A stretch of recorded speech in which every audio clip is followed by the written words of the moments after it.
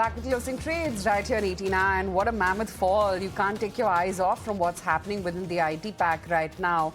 I mean, just look at the kind of the magnitude of fall actually within the IT names. Sure enough, there is a Unilever, a JSW, Coal India, ONGC, Cipla, etc. But they can't really outweigh the weakness that you're seeing in IT specifically. Let me welcome on board Shivangi Sarda then and find out what she's recommending doing in this market. Shivangi, how do you trade this 300-point fall on the index? Very good afternoon, Aisha. Thank you for having me. So it's just a matter of survival in this market. We've seen that the market has breached its low of the last 7 trading day band of the 16th February, and we have sunk below 25,350 marks. But then again, we've seen that the sentiment is quite shaken right now because of the entire IT story and the AI fears that has crept in, and which is why Bank Nifty is holding up, but the Nifty index is losing momentum. So now we're looking at a ranged or a capped upside index as of now. And of course, today was monthly expiry, so a lot of volatility was expected. But 25,800 is the next zone where call writers can be seen making their position. Now, this needs unwinding for fresh buying to begin with, but this market fall could make an attempt to stop near 25,200 marks. So these are the levels on the both the sides that one could look out for and track. Now, of course, talking about Bank Nifty, this one has been more resilient, and we have seen some of the heavyweights holding up. It is comfortably trading above 61,000 levels, which is quite positive. So 61,000 closing would be important. If it manages to close above the same, then we could see momentum towards 61,500 zone. Right. Okay, Shivangi, hold on to that thought. Lots of individual stocks as well to discuss, but we will take a very quick break. Come right back, continue our chat with Kunal Bothra as well as Shivangi Sarda.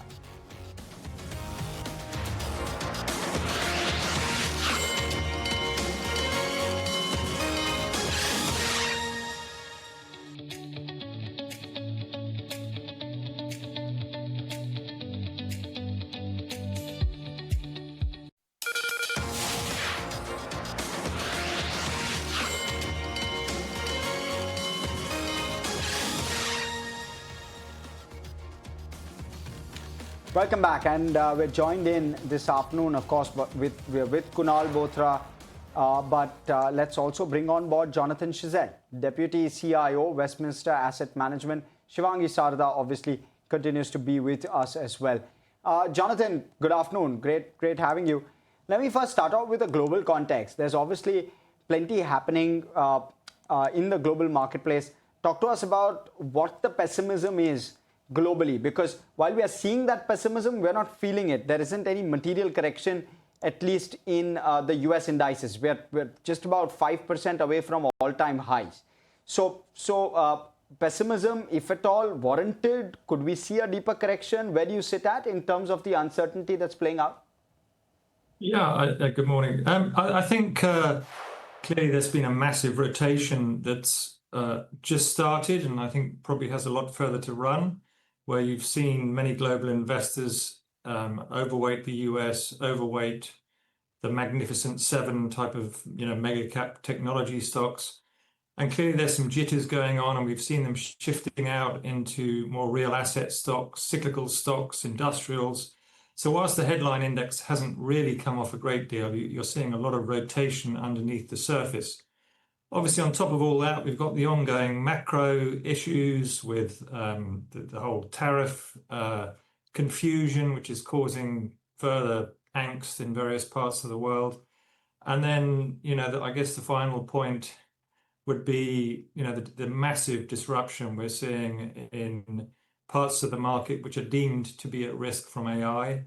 So yeah, it's the sentiment's pretty shot in certain areas, but if you were to be invested in, for example, some of the Asian hardware tech stocks, you wouldn't quite know what the problem is at all, because they're making new all-time highs. So yeah, a lot of rotation and a lot of divergence.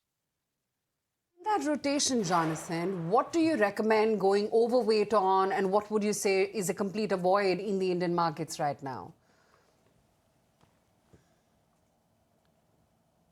Yeah, so I guess the problem in the short term with the focus at the moment on the disruption that's going to potentially be coming from AI, we've seen the Indian IT sector getting absolutely hammered. And whilst some of the valuations look quite attractive, we certainly a little while back did reduce our weightings and have exited a lot of these positions just until we get more certainty about how this whole thing plays out, if we're going to get it anytime soon. So for the time being, I think underweight IT makes sense. The banking sector, the Nifty Bank Index continues to sort of trade up near the highs. That looks fine. And the underlying macro for the Indian economy looks fine. So the more cyclical sectors remain still quite attractive to us. And obviously, with the nerves around the whole tech space everywhere, I think people are beginning to look back in some of the more defensive sectors as well in the short term. But I think all in all, we're certainly not too bearish as we sit at the moment, because usually historically a strong January portends for a pretty good year, but there will be some volatility in that period. So yes, at the moment there is a rotation going on to more defensive and even some cyclical sectors out of IT, and that probably will last a little longer. Individual names like Eternal, it's just about around that 250 odd level in trade. And I mean, the weakness today is beyond IT, while IT is a major chunk of the contributor to today's fall in the markets. Look at L&T, that's down 3.5%. HDFC Bank is down over 1% right now. M&M as well is lower by 1%. BEL is down 1.5%. Trent is down almost 3%. Shivangi, coming on the charts of L&T, I mean, that's quite a sharp fall that one is seeing. What's your reading next?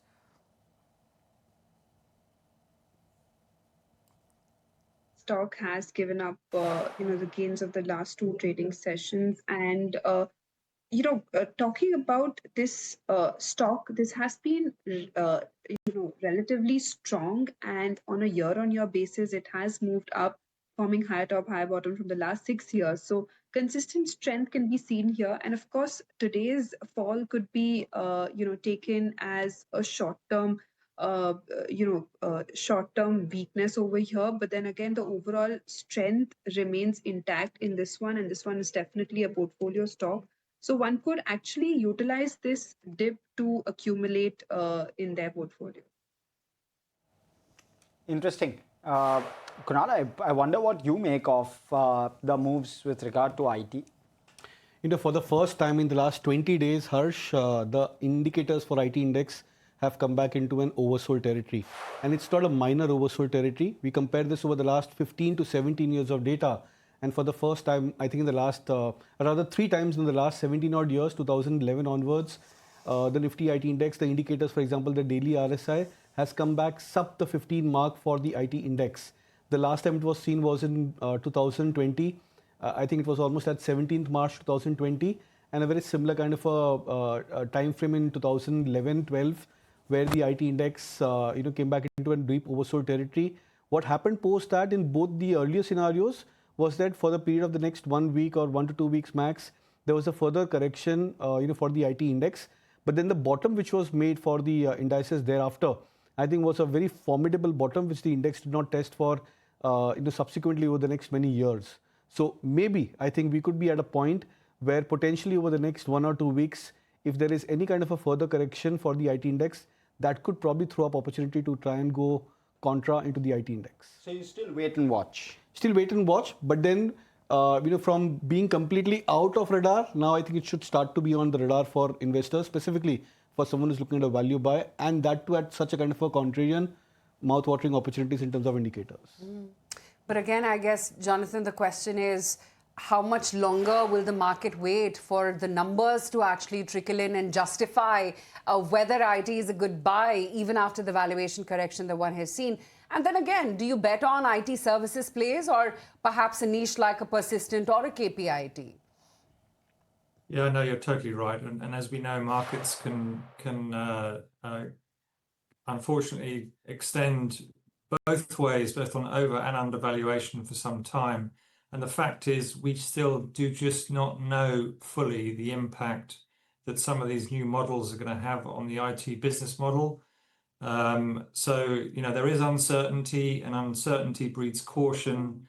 And therefore, whilst valuations are attractive, and there's no doubt about that, and by historical standards, these stocks are beginning to look very interesting. But the simple fact is there is a change going on, and we don't quite yet understand how it's going to play out. I have no doubt that a lot of the IT stocks will benefit overall from what's going on in AI. But in the short term, the market's not prepared to offer any credit for that. So I think we've got a bit of a while to play out before we get some cold analysis on how it's going to play. So yeah, the bigger guys are probably more at risk, and some of the more specialist smaller players and mid-tier players probably in certain segments should be slightly better place to hide if you've got to be there. But I think in the short to medium term, we just don't quite know yet. Well, interesting. All right, Jonathan, so therefore, how should one, or what triggers should one look for if one were to place bets on IT? What kind of clarity would one require, especially where traditional Indian IT is concerned? Give us a sense as to what will you be looking for with regard to comfort on these businesses before you start either putting in fresh money or taking a position against. So I think firstly we need to see some fairly robust comments from management, senior management in these businesses to actually clarify the impact of AI on their businesses. Yes, there has been some quite a bit of talk so far, but we just need more at the moment because clearly these models are coming out at a huge speed now. So I think this is not going to be something that's going to go away anytime soon. So we need a very robust business model for how these managements are going to deal with the change. I think that's probably the most important thing that we need to see. And then secondly, order wins, these sort of, if we can see order wins going on at the moment and carrying on and giving us, again, management giving a indication about the pipeline of potential new wins as well, that will be very helpful. Because certainly at the moment, I think a lot of businesses are holding off from awarding contracts while they just work out what's going on. So there is a lot of uncertainty, as I mentioned, and really, if management teams can at least begin to address that, that would be helpful. Shivangi, okay, let me come to you with regard to and shift focus from IT to maybe banks. What's the positioning like over there? Because that's probably one pocket which has done okay in all of the tough market situation we've played over the last few days, especially on the PSU banking side. Do you still look positively at that particular cohort of stocks? After the dent that IT has made, banking has been one pillar which has held on to the strength of the market. And looking at the PSU space, of course, we've seen that this index has been supported by the PSU banking names itself. And somewhere there is still resilience lying here, and I'm looking at stocks like Federal Bank or Canara Bank. But of course, if one has to go for a little stable name, then one can also look for SBI. But definitely these stocks are a must hold as of now at these times, because these are the only space which are showing strength even in such a volatile and crazy market. There are hardly a few odd winners out there. Bandhan Bank, for instance, which is higher by 3%. Power India has been seeing some very good moves off late. Another almost 3% of a gain today as well. Vari Energy is up 2.6%. It's in fact sitting at the high point of the day. If we can bring up some of these intraday graphs, a Bandhan Bank, a Power India, as well as Vari, which is now up 3.6%. Chola Finance has been very strong. A good 2% of an uptick over there. And then there is Torrent Pharma as well, which is higher by about 2%. Jonathan, how big could the GLP-1 generic opportunity turn out to be for some of the Indian pharmaceutical majors? Oh, I think massive, in a word, massive opportunity. We're going to see how it plays out. I mean, clearly the two market leaders, Eli Lilly and Novo, there is a lot of market share available. So I would agree with you. I think the opportunity is huge, and there's just seemingly more and more uses they're finding for this particular compound, and the benefits from taking it. So yeah, absolutely massive opportunity. Right, interesting. That's the take coming in on pharma right now. Shivangi, to your mind, is there any sector which is showcasing its defensive nature right now? And could pharma be that one hiding space? Yes, absolutely, Aisha. I think pharma is that one space where people are finding a little bit of comfort in such kind of a market.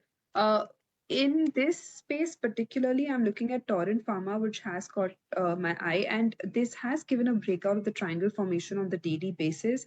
And the breakout today, the price surge is being accompanied by volumes, which is a kind of positive here.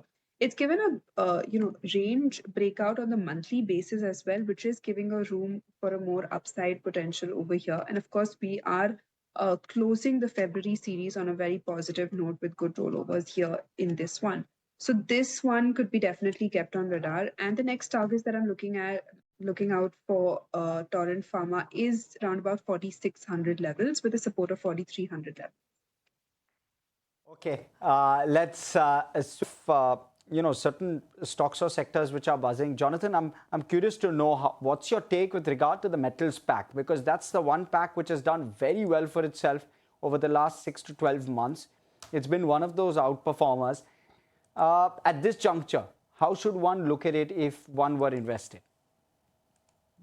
I think you've got to stay there. I think the whole metal space continues to look very interesting, be it obviously the steel space and all the way through up to the actual miners, and I think there's definitely a move afoot towards these sort of sectors away from some of the software and IT sectors. People have been under-owned a lot of these sectors for a very long time, and I think the backdrop looks quite healthy from an earnings perspective, and valuations generally, not for every company, but generally as the pack, still look quite attractive. So I think if you're in the sector, I think we certainly are overweight ourselves, and we think globally commodities and the whole sort of commodity space does continue to look very interesting to us. Bunch of approvals coming in from the defense pack. Of attention of lately, with the global cues and the kind of market volatility. But we've seen that follow-up buying is missing in most of the counters, and which is why I would recommend a little wait and watch over here on this space. Okay, wait and watch on defense. Is there a view, Kunal, that you have with regard to the metal index? So I think the metal index is still into a very strong uptrend over here, even after the last, I think, 1 week of sideways price action. So, relatively, metal index is the third best performing index when we look at this from, say, the last, I think, 2 months back or 1.5 months back. I think the first one was PSU banking names, the second was CPSE index, and the third ranked up to the metal index. But the second part is very interesting. In a scenario where metal indices and metal stocks are considered to be very high beta, very volatile, they've gone through a rally of 20%, 30% in many cases, more than that. You would probably expect that when the market goes into a sudden phase of a correction, maybe a case like today or over the last couple of days, you'd probably have expected that maybe the metal stocks would probably have fallen down by at least 10% to 15%, given the context of the market. But they are less volatile. So when sectors detach themselves from the benchmark indices in terms of the beta nature, that itself indicates that these stocks and these sectors are into a very sweet or a steady uptrend which could last for a prolonged period of time, devoid of the market volatility. So I would probably believe that in that context, metal stocks, they look fairly attractive, and I think at current zone, I would still be bullish on few of the counters. Tata Steel, JSW Steel, SAIL, Hindalco, these could be prominent bets at current levels also.